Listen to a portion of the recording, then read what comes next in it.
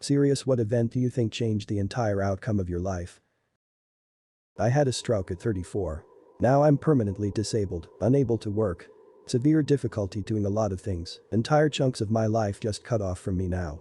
But somehow, my depression got a lot better. Brains are weird. Yo. Finding a skateboard in a friend's garage when I was 12. We were bored and tooled around in his driveway for a little while and had a blast. Now, I'm almost 38 and still skate regularly. When I travel for work, the first thing I do is try to see if I'll be near a skate park.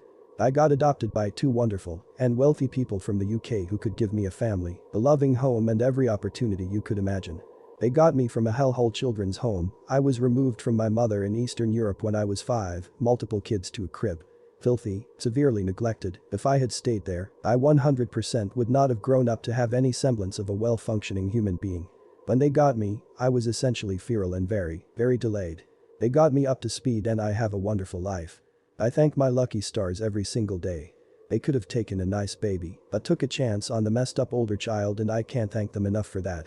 My dad brought home a Commodore 64 in 1983. He handed little me this chunky spiral-bound book about the computer and said, I bet you can't figure out how to use this.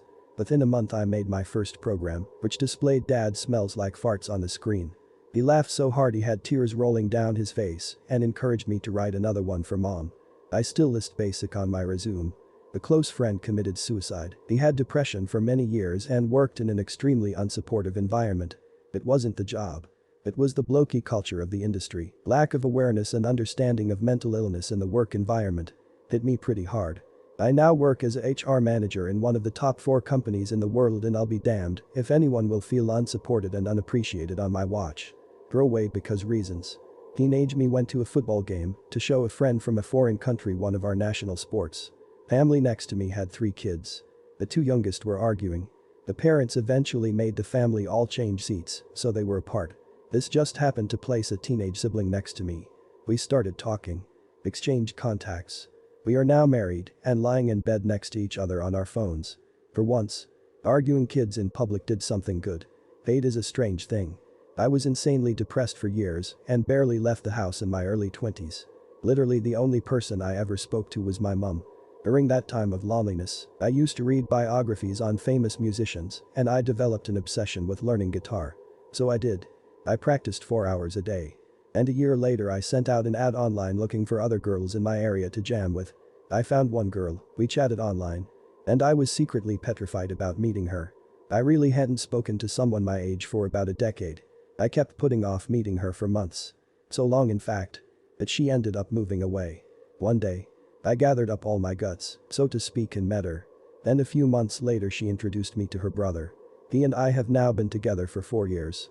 Most nights we watch Futurama together and snuggle. Had I been a coward and not met that girl, I would never have found the love of my life. Fuck. Seriously. Be brave. You know where it will lead you. Ended up in the hospital at 18 for attempted suicide. No one cared. Decided it was time to find a reason to live that wasn't based on if people cared about me or not. I gave myself goals. I'll kill myself after Oma dies. I'll wait until I get my degree. I'll wait until. Heck. Soon I didn't need a goal. It just never happened. Being in an abusive relationship. I had no idea how much of a vibrant person I used to be until I made a regrettable decision. Even years after I am still quite anxious when I think about the most mundane things like crowds, socializing, and being in public. All because of one person. Meeting a girl and booking a holiday with her. We aren't together anymore. I never thought I would travel alone and was waiting for a partner to really begin my travels. This event made me realize I only have a limited time to live and there is no point wasting time waiting. I now have 2 solo trips booked to other continents and have more planned. I've also become a lot more open to doing crazy things on a whim and just enjoying the time I have and not worrying about the past or future too much. I know it's cliche, but seize the day, people. Do what you can and don't leave amazing experiences for later. You never know when your life might end. Never had plans to go to college. At the last second I decided to apply to a 4-year university. Got in. Now I'm motivated as hell. Edit. Some background, I do not come from a wealthy income family. My family has typically gotten by with hard labor. Construction. That requires no education. College was never really stressed to me in my childhood, but rather hard work. I find it interesting that some see it as inexorable. I never did. But I can express a certain respect for it now. And some, I say that if college is your proper path, take it. If not, you shouldn't be shamed for it. Thanks for the responses, guys. Really eye-opening stuff. As someone who went to a high school where 99% of graduates immediately went on to college, I'm glad to hear there are still places where college is an option to be considered rather than a fate to be accepted. I flipped a coin, and as a result of that coin flip, 20 years later met the love of my life. When I started grad school, I had a choice between two classes. I couldn't decide, so flipped a quarter. I took compilers. In the class I met Craig. Craig and I both decided on the same thesis subject, so started to sharing an office. 2 years later, I'm graduating. Craig tells me of a great company looking for people. I interview, get a job. Move to Boise, Idaho, US for the job. I find an apartment close to the office. A few years later, I buy a house near the apartment. A few years later, Bill and Tommy move in next door, become good friends. Several years later, Tommy's friend Sarah gets divorced. Tommy talks Sarah into a date with me. That's a fun story in and of itself. Sarah and I hit it off really well. A year after our first date, I propose. She says yes. We'll be married 5 years this coming February. All because of a coin toss in 1992. My father's death when I was 12. I really had to grow up since my mom was basically drunk for the next year. I feel like, if he hadn't passed, I'd be less depressed and suicidal, and I probably would have graduated high school on time and went to a good college. If he hadn't died, my sister probably wouldn't have killed herself. My life would have been totally different if my dad hadn't passed. Being taken away from my family and put into the system till I was 18. Who knows what a different person I would be if I was allowed to grow up with my family. Got a little boozed up one night after work with a woman with whom I'd been platonic friends for 4 years. Had zero interest in a romantic relationship up to that point. But we were both a little drunk. She looked cute. I kissed her. Last month we celebrated our 24th wedding anniversary. I love her more than anything in the world, and she's my best friend ever. Born and raised in Jehovah's Witnesses. Indoctrinated in their teachings. I got a picture encyclopedia, the cartoonish type one, from a traveling scholastic bookstore when I was 13. Got me interested in science and the world. Isolationist religions and science don't mix. It eventually led me down a road of leaving and making my own way. One little book that caught my eye in a traveling bookstore. Deciding to pick up a book on astronomy for the school bus ride home when I was 13. It has been my life's passion ever since, and I often wonder what would have happened had I not picked up that book. Being raped in 10th grade. The kids were pretty popular. I wasn't. But everyone knew that I hung out with them and they were my friends. One kid got killed by a hit-and-run driver 2 days later. I hadn't even had time to process what happened yet, and everyone is offering me condolences because one of my friends died. Then I figured out that the incident was videotaped and got around town. Fast. He was a skateboarder and they were looking for footage to play at his funeral. People at school called me a whore and would feel me up in the lunch line. I had to deal with comments about how kinky I was because I liked being held down and beat and forced to do things. People commented on my body and I couldn't say anything. People were talking about it on social media and I just went with it. I didn't deny it happened. It did. And he was dead now, so who cares what everyone thought happened. No one was going to believe me anyway. Then my boyfriend found out about it. He was in another state. I lied and said I cheated, and then I broke up with him. It hurt more to lose him than anything else I'd been through, but I couldn't tell him the truth about what happened. This all led to a severe downward spiral into depression. I started cutting, sleeping around, doing drugs, and getting into very abusive relationships. I got pregnant at 18 and tried turning my life around. I stopped drinking and smoking, and did what I could for my daughter. A few years later I met a guy who seemed nice and we got married and had another kid. He was also abusive and would call me names and ignore me and yell at the kids a lot.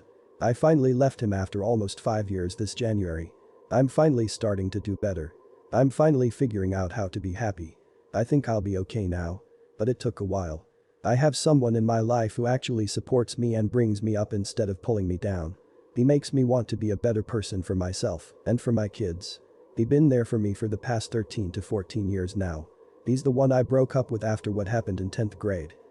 Tried to edit for format on my phone. Enlisting in the military. Anyone who has done the same has had some kind of crazy ass experience that made them rethink life and has a fucking good shit outcome on their life. Navy 2011 to 2014 Med Discharge 1 deployment. Behavioral health appointment, VI, every 4 weeks for 14 months and going. Plus 4-week checkups while active starting April 2013. My mother's death. I went from being gung-ho about enlisting in the Navy to working 2 jobs to help support my grandmother and brother. I'm now pacifist and educator. Mom never wanted me to go into the military, so, after I lost her, I lost my desire to serve. I chose to serve my family, instead. Hurricane Katrina. My family and I had to leave in such a hurry, and we never thought anything like the flooding was possible at the time. Luckily we were able to evacuate, but it split my family up across 2 states for 6 months. It's still so mind-blowing to how fast your entire life can change due to a cataclysm of nature. My home went under 5 feet of water. And just like that, we lost mostly everything. I didn't bring anything with me too, because honestly we thought we would be returning several days later. But losing everything makes you realize that you have to stop reflecting on what you lost. And instead, focus on the people and good fortunes you have around you. The biggest thing besides that was the displacement of everybody. I was unable to move back home until 6 months later, but especially since I was in high school, it was weird to see that the class I had just started the school year with was now thinned out by people who had not moved back yet or had just moved away and never returned. It wasn't just physical displacement though. The aftermath just mentally fucked everyone. My grandfather, who evacuated with one half of my family 2 states away, just couldn't comprehend what was going on and deal with everything that was transpiring. That's when he started to slip away to dementia, and he was never the same even when he did move back. He died only a couple of months into 2006. But it was heartbreaking because even when he was lucid, he just couldn't handle the fact that he had lost everything like us. When you're that old, seeing the whole life you had built for 3/4 of a century vanish in front of you really messes with your head. Looking back now, it's hard to think about because what if is such a loaded question when it comes to disasters like these. There's so many facets to think about that I've just stopped asking that question. All I know is, that storm changed me and my whole outlook on life. Out of college, I was applying to a bunch of jobs in my major and had already gotten a few good, but not great, offers. My life plan was to live like a hermit for a year, pay off my $22,000 in loans, and move to Seattle to start a new life. I noticed a post on Facebook from someone I was not very fond of, and if it wasn't for my dislike of this person, it probably never would have stuck to my head. It was something about teaching English abroad. Anyways, to take a break from my latest application, I decided to look up WTH he was rambling about. Until that moment, I had never heard of teaching ESL abroad. I got hooked and couldn't stop looking it up all night. 6 years later, I am studying for a master's in TESOL. Completely disregarded my original major and have yet to permanently return home. The LDR enemies FB status launched my change of career. Attempted suicide.